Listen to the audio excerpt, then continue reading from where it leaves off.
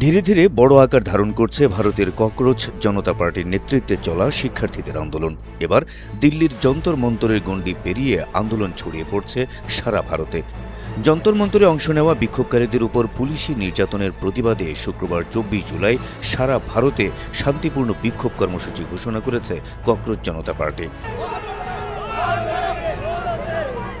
হিন্দুস্তান টাইমসের খবরে বলা হয়, সামাজিক যোগাযোগ মাধ্যমে প্রকাশিত এক পোস্টারে সংগঠনটি প্রতিটি জেলা একদিন এক দাবি স্লোগানে দেশজুড়ে শিক্ষার্থী, ছাত্র সংগঠন ও নাগরিক সমাজের প্রতিনিধিদের কর্মসূচিতে অংশ নেওয়ার আহ্বান জানিয়েছে।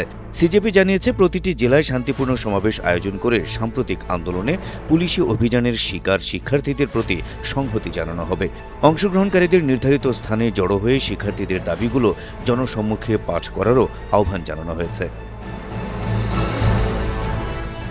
কর্মসূচি বাস্তবায়নের জন্য সংগঠনটি একটি স্ট্যান্ডার্ড অপারেটিং প্রসিডিওর, প্রচার সামগ্রী এবং জেলা প্রশাসনের কাছে জমা দেওয়ার জন্য একটি স্মারকলিপির খসড়া প্রকাশ করেছে। স্থানীয় আয়োজকদের ছাত্র সংগঠন ও অন্যান্য সামাজিক সংগঠনের সঙ্গে সমন্বয় করে প্রয়োজনীয় প্রশাসনিক অনুমতি নেওয়া এবং পুরো কর্মসূচি শান্তিপূর্ণভাবে পরিচালনার নির্দেশ দেওয়া হয়েছে। সিজেপির নির্দেশনায় বলা হয়েছে, সমাবেশ শেষে শিক্ষার্থীদের দাবি সংবলিত স্মারকলিপি সংশ্লিষ্ট জেলা প্রশাসনের কাছে জমা দিতে হবে।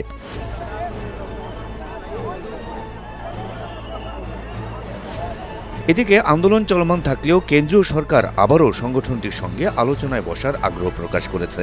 বিভিন্ন সূত্রে বরাতে জানা গেছে, নিট ইউজি ২০২৬ প্রশ্ন ফাঁস ইস্যুতে সরকার সংসদের ফ্লোর লিডারদের নিয়ে বৈঠক করতে পারে। সরকার বিরোধী দলগুলোকে জানিয়েছে, পদত্যাগের মতো কোনো পূর্ব শর্ত ছাড়াই বিষয়টি নিয়ে সংসদে আলোচনা করতে তারা প্রস্তুত। ২৩ জুলাই বৃহস্পতিবার কেন্দ্রীয় স্বাস্থ্যমন্ত্রী জে.পি. নাড্ডাও পুনরায় বলেন, সরকার সিজেপির সঙ্গে আলোচনায় বসতে প্রস্তুত। তিনি জানান, সংগঠনের প্রতিনিধিরা চাইলে তার সরকারি বাসভবন বা দপ্তরে গিয়ে বৈঠক করতে পারেন।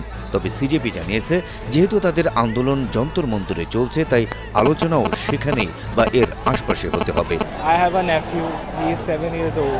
রাজনৈতিক বিশ্লেষকরা বলছেন, সরকার পরিস্থিতি যেন বেশি দূর এগোতে না পারে সেজন্য আন্দোলনকারীদের সঙ্গে বসার আগ্রহ প্রকাশ করছে। তবে আন্দোলনকারীরা সরকারের ডাকে সাড়া না দিয়ে শুক্রবার ভারত জুড়ে কর্মসূচি দেওয়ায় বিষয়টি জটিল আকার ধারণ করছে। দিল্লির যন্তর মন্তর থেকে শুরু হওয়া এই আন্দোলন শেষ পর্যন্ত কোথায় গিয়ে ঠেকবে তা নিয়ে উদ্বিগ্ন দেশটির সাধারণ মানুষ। Habib Rasel, NTV online.